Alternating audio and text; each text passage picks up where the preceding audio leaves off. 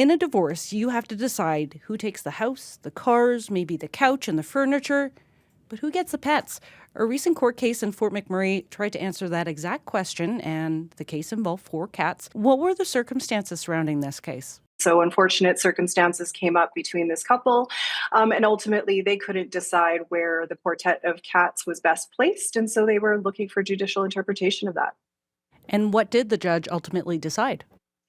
So the judge who was asked this case actually decided that 2 cats would go to one home and 2 cats would go to another home. And so, what this really marks this case, though, is an expansion on how we address pet custody, or for lack of better words, who's going to own, possess, or have the animals, companion animals in particular, post separation for them.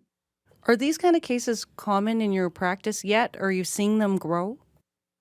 I think, yeah, traditionally they are. I think we are seeing them, unfortunately, be more and more litigated. The traditional lens, maybe even 10, 15 years ago, was simply like who had purchased this animal, very much, the same as who purchased the couch, that kind of thing. But we can't really quantify what an animal means or is worth, right? And so I think that's what this judge was alluding to.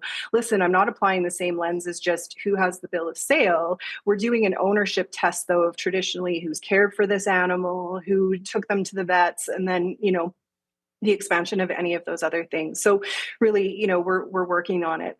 Let's learn a little bit more of this idea of the best interest of the cat, because that is something Yeah. taken verbatim from this case. No, the Family Law Act here in Alberta doesn't actually have anything about pets, like what is the best interest of pets. And so, that is really limited in, what we can do in Alberta. Now in BC, their Family Law Act has actually expanded into companion animals. And then they actually do have an objective test of what's best for the animals here. Are they more attached to one? Perhaps that animal came into this relationship with one of the people. And so, they have more of an attachment, that kind of thing.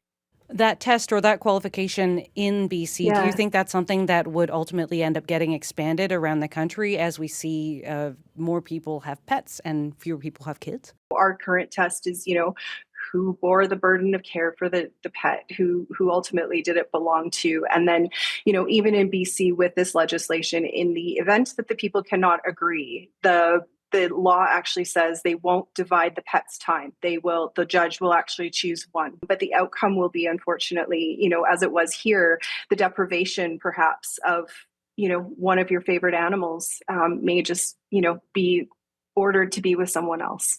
And it's that So, piece that yeah, is terrifying for pet owners. The it idea really that, is. right, that future Yeah. can and that Yeah. fate can be out of your hands. So what can couples do to avoid a potential future fallout over pets?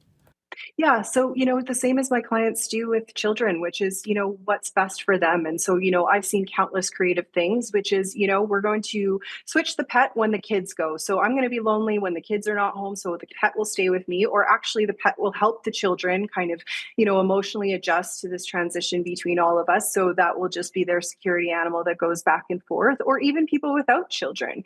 They will just share the care for the pet. A lot of my agreements come into, how they will pay for vet bills, who's going to be buying the toys, all of those kinds of things. So, yeah,